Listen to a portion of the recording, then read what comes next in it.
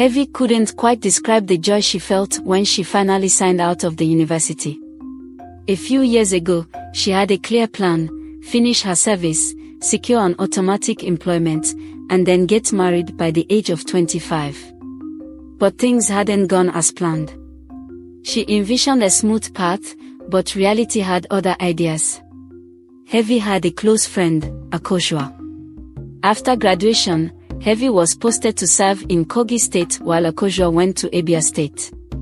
Despite the distance, their bond remained strong. Throughout their university days, they had kept their faith and values intact, determined to live according to God's will. This determination had helped them navigate numerous distractions on campus, and they were proud ambassadors of their faith. After their service year ended, the job hunt began.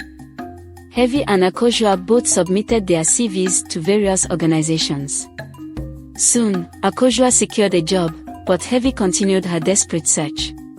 Months passed, and she couldn't find a white-collar job as an accountant. She had a small business on the side, but it wasn't enough. Frustration set in, and Hevi began to question herself and God.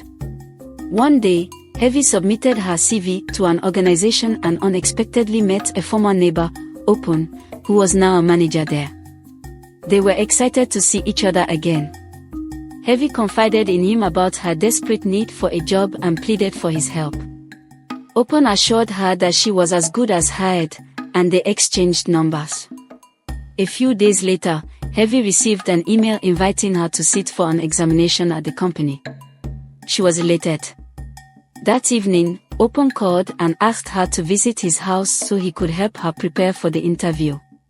Eager to secure the job, Hevi agreed. However, upon arriving at Opun's house, things took a dark turn. Opun's demeanor changed, and he started making inappropriate advances. Hevi was caught off guard. When his hands began to wander, she asked him why he was touching her inappropriately. Opun replied bluntly that getting a job in the organization required favors in return, and he expected her to comply. Hevi was horrified. She tried to leave, but the door was locked. Opun's intentions were clear, and he refused to let her go. Desperate, she pleaded, even promising to come back another time, but Opun was relentless. He overpowered her, and despite her best efforts to fight back, she couldn't escape his grip. Just as she thought all hope was lost, there was a knock at the door. The knock persisted, and eventually, the door opened. It was the landlord, who had a spare key to all the apartments. Opun, half naked, was caught off guard. The landlord, furious, berated Opun for his actions, accusing him of preying on women in the building. He threatened to take legal action against Opun. Hevi, shaken but relieved, thanked the landlord and quickly left the apartment. At home, her sister noticed the change in her attire and questioned her. Overwhelmed, Hevi asked for some time alone and locked herself in her room. She broke down, rolling on the floor as the reality of her close brush with assault sank in. She cursed Opun for his deceit and wondered how he could have harbored such vile intentions for years. Her phone rang, and it was Akoshua. Hevi hesitated but decided to share the harrowing experience with her best friend. Akoshua was shocked and offered words of comfort. They promised to stay strong and support each other. 2 months later, Hevi submitted her CV to another organization, despite being under the required age of 30. She didn't expect much, but to her surprise, she received an invitation for an interview. The invitation came in a beautifully crafted email, the kind that made her heartbeat quicken with hope and anxiety. She prayed fervently the night before the interview, asking for God's guidance and favor. On the day of the interview, Hevi dressed in her best professional attire, a navy blue suit that she believed radiated both confidence and humility. Her sister, who had been a constant support, wished her luck with a warm hug. The interview went better than she had expected. The panel of directors, with their stern yet interested faces, seemed impressed by her qualifications and responses. They asked her about her experiences, her aspirations, and her reasons for choosing their company. Hevi answered with a blend of honesty and professionalism, showcasing not just her skills but also her character. After what felt like an eternity, one of the directors, a kind-looking woman named Mrs. Adebayo, smiled and said, "Congratulations, Miss Hevi. We believe you will be a valuable addition to our team." She handed Hevi an appointment letter. Hevi could hardly contain her excitement as she walked out of the building, her steps light and swift. She called her sister immediately, her voice trembling with joy. "I got the job," she exclaimed. Her sister's scream of delight on the other end was all the validation Hevi needed. She quickly called Akojua to share the good news.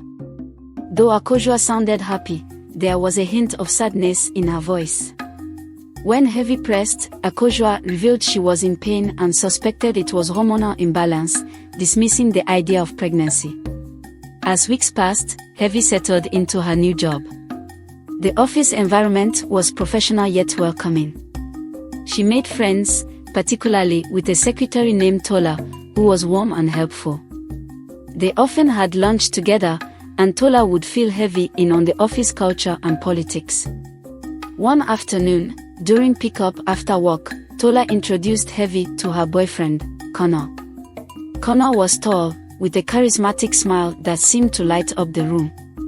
When Hevi saw him, she felt an instant connection, something that went beyond mere physical attraction.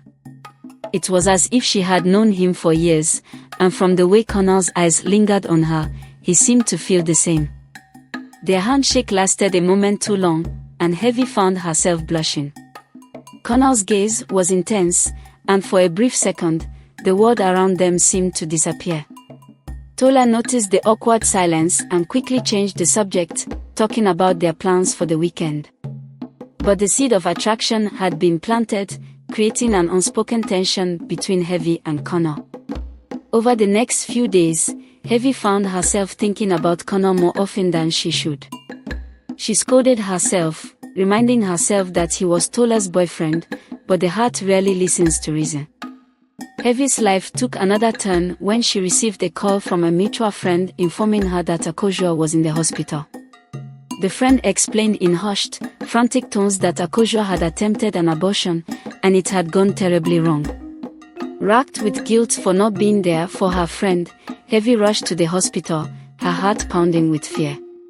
When she arrived, the sight of Akojua lying pale and motionless on the hospital bed sent a wave of shock and sorrow through her. The doctors explained that Akojua had lost a lot of blood and they were doing everything they could to save her. Hevi held her friend's hand, praying for a miracle. But the miracle didn't come. Akojua succumbed to the complications from the abortion. The news shattered Hevi. She couldn't believe that her best friend, her confidant, was gone. She calls Akojua's parents to console them, and also to inquire how her bleeding came about. She was told that Akojua reported that her boss had an affair with her. And when she became pregnant, her boss denied ever doing anything with her. For fear of shame at the workplace, she decided to abort the baby and continue living her life as if nothing ever happened. But things didn't turn out well. And now, she is dead. The weight of guilt and grief was almost too much to bear. She felt as though a part of her had died with Akojua. Meanwhile, Tola began to suspect that her boyfriend Connor was developing feelings for Hevi. Her suspicions grew into jealousy, and then into a fierce resentment. She observed the subtle glances, the prolonged conversations, and the undeniable chemistry between them. Her heart burned with a mix of anger and betrayal. Tola's behavior towards Hevi changed. She became cold and distant, often giving Hevi tasks that were beyond her role, setting her up for failure. Tola started spreading rumors about Hevi at work, painting her as untrustworthy and manipulative. She whispered to colleagues that Hevi was trying to seduce Connor and that she was a troublemaker. Mr. Jacobs, who had initially been indifferent to Hevi, began to view her with suspicion. He started scrutinizing her work more closely, finding faults where there were none. Tasks became more difficult, colleagues more distant. Hevi's work life became a minefield of distrust and backstabbing. Overwhelmed by the toxic environment at work and still grieving Okojua's death, Hevi decided to visit her friend's grave to find some solace. The cemetery was quiet, a place where she could reflect and cry without judgment. She sat by Okojua's grave, speaking to her friend as if she were still alive, seeking guidance and strength. Returning to work, Hevi found herself facing the possibility of losing her job. Tola had convinced Mr. Jacobs that Hevi was more trouble than she was worth. The stress and pressure were unbearable. Hevi felt as if she were being pushed to the edge of a cliff with no way to escape. Desperate for a lifeline, Hevi turned to Connor for help. She explained her situation, hoping he could connect her with one of his friends who might have a job opening. Connor listened, his face sympathetic, but his intentions were far from noble. "I can help you," Connor said, his voice smooth and persuasive. "But I need something in return." He moved closer, his eyes locking onto hers with a predatory gleam. "I want to sleep with you, Hevi. Then I'll connect you with my friends." Hevi felt her world collapsing. She couldn't believe that Connor, who had seemed so kind, would betray her trust like this. The disgust and disappointment in herself for ever having feelings for him were overwhelming. She walked away from Connor, refusing to compromise her integrity, even if it meant losing her job. Hevi cried that whole night. Just when it seemed things couldn't get worse, Hevi received a call that her father was gravely ill and had been admitted to the hospital. The news was another heavy blow. She rushed to his side, praying for his recovery. But the moment she saw him, she knew his time was short. He looked frail, his once strong frame reduced to a shadow of its former self. Hevi stayed by his side, holding his hand and reminiscing about happier times. She felt his grip weaken, and soon, her father passed away. The pain of losing him was unbearable. She felt as if the ground beneath her had been pulled away, leaving her in a free fall of despair. As Hevi sat crying on the floor outside the hospital, a young man named Amega approached her. He offered his condolences and stayed with her, providing a comforting presence in her time of need. Amega had an air of quiet strength and kindness that made Hevi feel safe. Over the next few days, Amega checked in on her regularly. He was a successful businessman and, upon learning about Hevi's troubles, he offered her a job in his company. Hevi was hesitant at first, wary of trusting someone new, but Amega's sincerity won her over. With Amega's help, Hevi began to rebuild her life. She found joy in her work, rediscovering her passion for accounting and business. Amega was patient and supportive, encouraging her to take on new challenges and grow in her career. Their professional relationship blossomed into a deep friendship, and eventually, love. One evening, Amega invited Hevi to a business dinner to meet his partner. As they walked into the restaurant, Hevi froze. There, sitting at the table, was Open, the same man who had once tried to assault her. Open's expression turned from confident to wary as he recognized Hevi. Hevi felt a wave of panic and anger. She took Amega aside and told him everything about her horrifying experience with Open. Amega listened intently, his face growing darker with each detail. "I had no idea," Amega said, his voice filled with concern and resolve. "I believe you, Hevi. We need to do something about this." Amega began his own investigation into Open's behavior. He discreetly spoke with employees and uncovered a disturbing pattern. Open had a history of exploiting his position to harass and assault both women and men in the company. The more Amega dug, the more stories surfaced, accounts of intimidation, threats, and forced encounters. Amega collected testimonies and evidence, determined to bring Open to justice. He worked with a lawyer to file a comprehensive complaint with the police.